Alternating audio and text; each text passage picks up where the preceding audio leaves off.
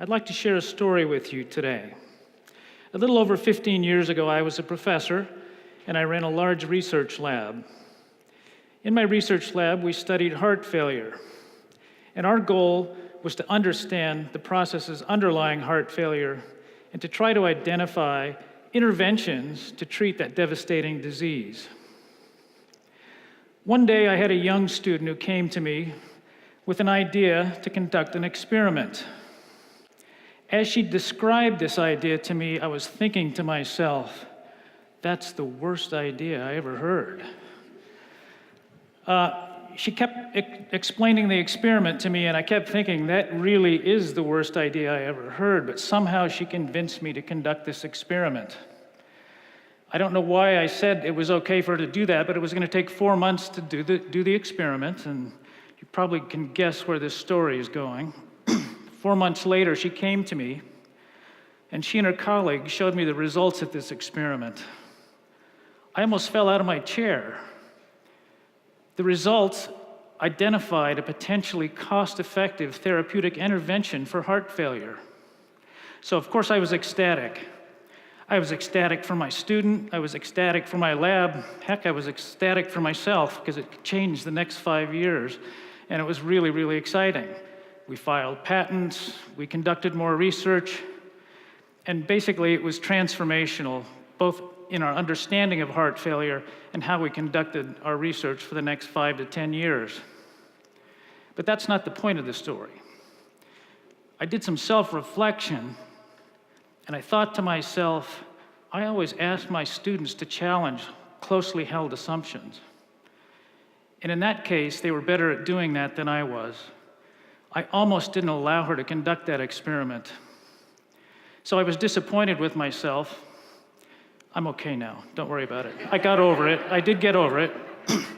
But I was disappointed with myself, but I never forgot that story. So as the provost at CU Boulder, I pledged to myself, CU Boulder will do all it can do to be innovative and creative, and we'll do everything we can not to get in our own way. So what that means for us at CU Boulder today is innovation and creativity has to occur from top to bottom. So today our new deans are transforming the way we approach higher education. As just one example, in the College of Engineering, there's a master's degree in electrical engineering that's being deployed in a way that's so innovative that state accrediting bodies and national accrediting bodies at first couldn't figure out, how do we accredit this thing? Now, I think that's a mark of true innovation, and it turns out we'll be able to deploy that degree worldwide beginning in the fall. Our senior administration is very creative. Our CFO and Senior Vice Chancellor, Kelly Fox, has come up with an innovative way to finance course fees. She's been very creative with their financing. Don't worry, it's all legal. But she's been very creative with their financing so that starting next fall, students won't have to pay course and program fees.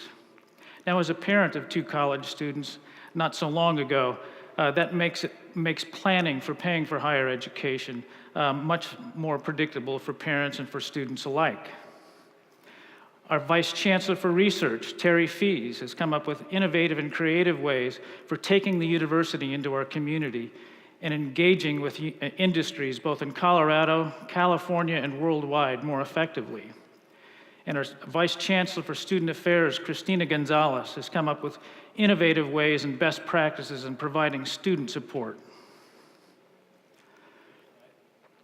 Among the top global science stories in the last 2 weeks is actually attributable to work done by 2 of our very creative faculty members.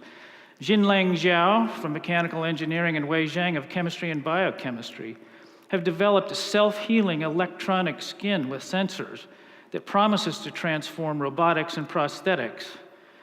And true to the ethos of CU Boulder, and that's a green and sustainable university, this self-healing electronic skin is recyclable, and therefore it's less costly to reproduce new electronic skin. We have very creative students at CU Boulder. Now, Bud recently, or just a few minutes ago, talked about our undergraduate research opportunity program, and this provides research opportunities and creative works opportunities for all of our students. One of our undergraduates is named Christoph Klipfel, and if you're interested in reading the whole story, it's Klipfel, Klipfel. You can type that into our website and you'll get the full story. Christoph started off as a computer science major, and his parents were both musicians, and he had a great passion for music. So rather than being a computer scientist, he enrolled in the Technology, Arts, and Media program, and he designed a sensor glove that allows him to turn any flat surface into a keyboard where he can compose and play music. And innovation and creativity doesn't stop with our faculty and students. Our staff are incredibly creative as well. So how many of you have been to Boulder, where we have this iconic architecture with tile roofs? Yeah, you have, right? So it turns out that maintaining these roofs used to require people walking on top of the roofs, and every year we had an unacceptably large workman compensation claim. That's a true story, too. So our facilities folks came up with this idea that I thought was really creative. Well, instead of us walking on the roofs, let's inspect the tiles with drones. And the implementation of that inspection modality has radically reduced workman comp claims. So innovation and creativity at CU Boulder is from top to bottom. So at CU Boulder, we're removing barriers to our standard ways of thinking. We've embarked on an initiative called the Academic Futures Initiative, and what we're trying to do here is to create a university of the future.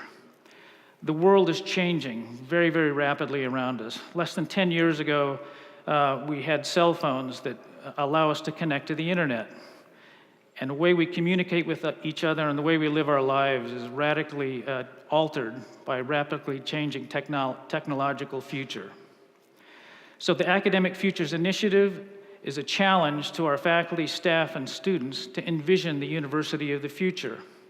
To date, we've received 150 white papers, trying to envision what the university will look like in 10 and 20 years, and we're trying to prepare to meet the needs of our students and to meet the constituents whom we serve.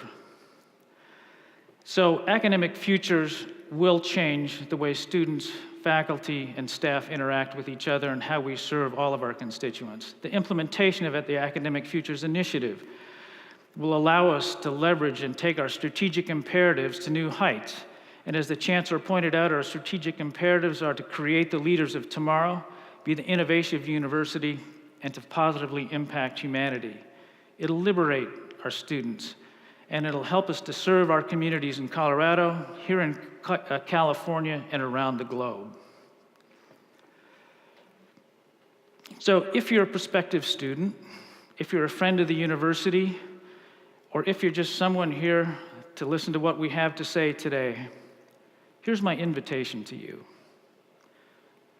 Please come to us at CU Boulder with your worst ideas.